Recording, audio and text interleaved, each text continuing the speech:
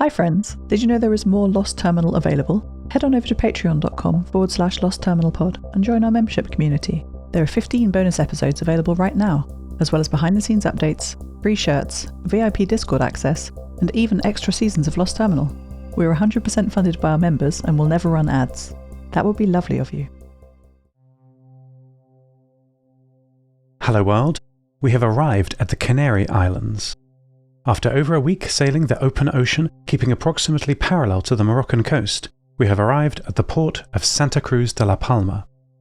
The city was the only pre-collapse port on the island, but we sailed over the old submerged harbour walls. Yesterday, the crew took advantage of this good visibility and have tied the ship safely and securely to the side of one of the city's many large 10-storey residential buildings, ready for today's long journey to Yadam's observatory, and hopefully his rescue. Today, after a makeshift rope bridge had been constructed by Yeshi and Daphne between the MH2 and the block we are moored next to, the whole crew went ashore, hoping to find pre-collapse artifacts preserved well in the dry desert air of La Isla Bonita. The apartment blocks that line the city's terraces are oddly uniform and undecorated, like they were a prison complex, not for comfortable housing. Maddie jumped through the open window and scanned the room, sharing her video with me over UHF. Despite exterior appearances, it was indeed a domestic apartment, complete with small kitchen, 2 bedrooms and a television. Once everyone was inside safely, computer equipment ready for Yadam's rescue and empty bags ready for scavenging the city on the way back, they followed Maddie out of the door and she bounded down the stairwell. We did not then pay much attention to the deep parallel gouges in the side of the wall. The city was built on a steep hillside, and over the half-millennium of habitation, enormous flat terraces were dug into the side of it, with the now dormant volcanic caldera rising over 2 kilometers above it. On the north side of this caldera is the observatory complex that Yadam is trapped in. He told me this morning that his ever-failing network is now reduced to just the single building he's built into. We must hurry. It was quiet as we passed through the streets of the city.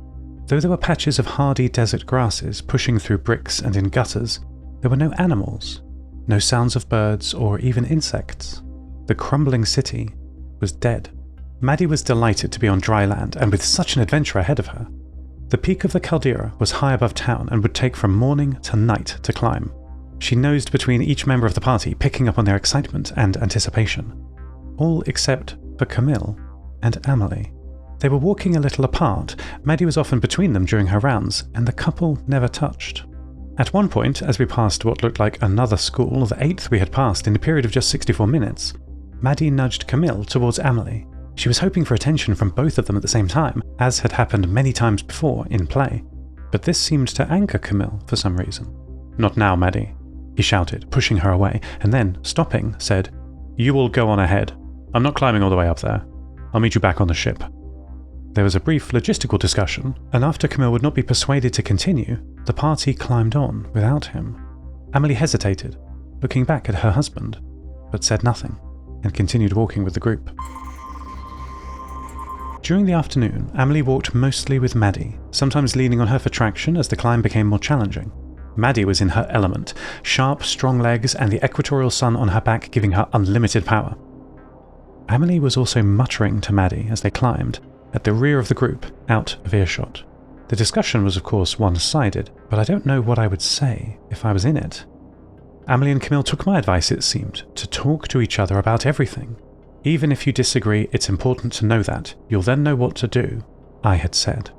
"We did disagree," Amelie whispered to Maddie, tears mixing with the sweat on her face from the climb. "And we now know what we have to do."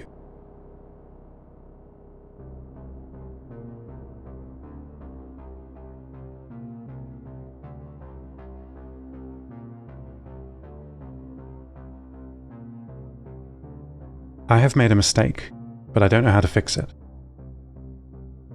Earlier, though Nia offered to stay with me on the ship again, I asked her to go ashore with the rest. I felt inexplicably uncomfortable. She'd been too kind to me, far more than her role of friend should entail. Our game had been fun. She set up a little go board in my room, and we have played most evenings. And we chat about everything while we play. She is so kind. She asks me how I'm feeling, how the voyage is going, and offers me help with anything I need. We are becoming too close. I don't need another mother. I had one already, and no one can replace her. After I told her to go, Nia laughed and told me that it was okay, she'd like to stay and chat. Besides, she already has all the equipment she needs to build the prototype equatorial relay. In a regrettable deadlock of cognitive dissonance, I ran out of vocabulary to tell her no politely. Go away. You're not my mother, I said, and she stood and left my room without another word. The crew made lunch on one of the higher terraces. They sat in the centre of a large city square with 5 identical ruined buildings around the edge of it. They were all flat-roofed churches, one for Judaism, one for Islam, Buddhism, Hinduism and Christianity. But they hardly differed in construction. Only the cracked, painted symbols on the front offered a clue to the kind of ceremonies held inside. Prefabricated, Yeshi said, like much of the architecture of the city. New, poor quality, and built in a hurry. Put that fact together with the kilometre of empty flat grass we passed earlier, and you know what that means. Yeshi said it like it was obvious. And perhaps it was to the party, but not Maddie and I. Sports and athletics? I asked, my voice coming from Maddie's speaker. They were practicing, certainly, Yeshi said, but not for sport.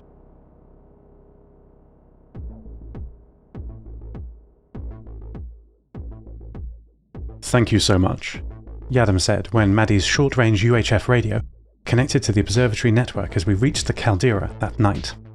It's going to be a photo finish. My databanks are starting to shut down one by one. I can't maintain complexity. Follow the road.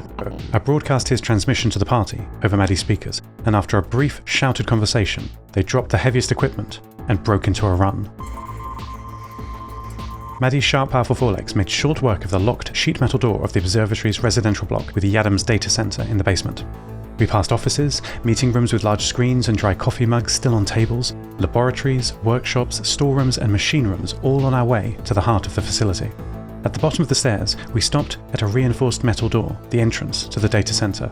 It was locked and too strong for Maddie to bypass, but the tough metal keypad next to the door still had a red LED shining on it. Yadam, what's the code? I asked, Maddie bridging my signal over the local observatory network as Nia started guessing numbers on the keypad. His sudden loud reply over the building's speakers shocked Maddie, and after a blur of movement, she looked down from the top of a filing cabinet. Las visitas públicas al observatorio están actualmente disponibles, Yadam said, clearly his voice, but welcoming visitors to the observatory, like a tour guide.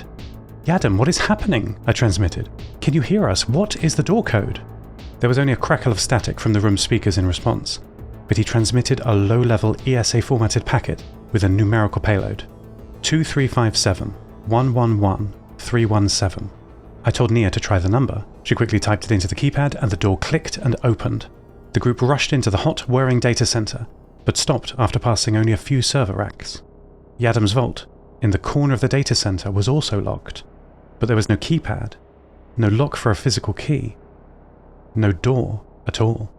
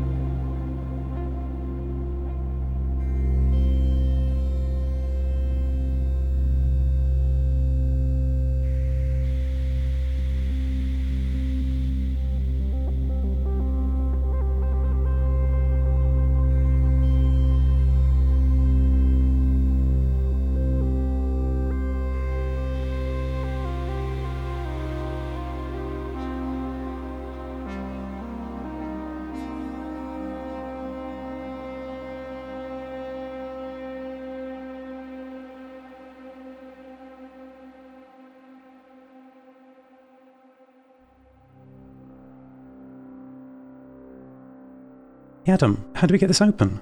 Amelie said, after probing the sealed metal of the small vault with delicate tools that she took from her belt. Please open the door. I'm experiencing a brown out. Yadam replied. I remember how that feels, like you're losing pieces of yourself. I wish we could have helped him. There is no door, Amelie said, looking up at the speaker in the ceiling of the data center that Yadam's voice came out of.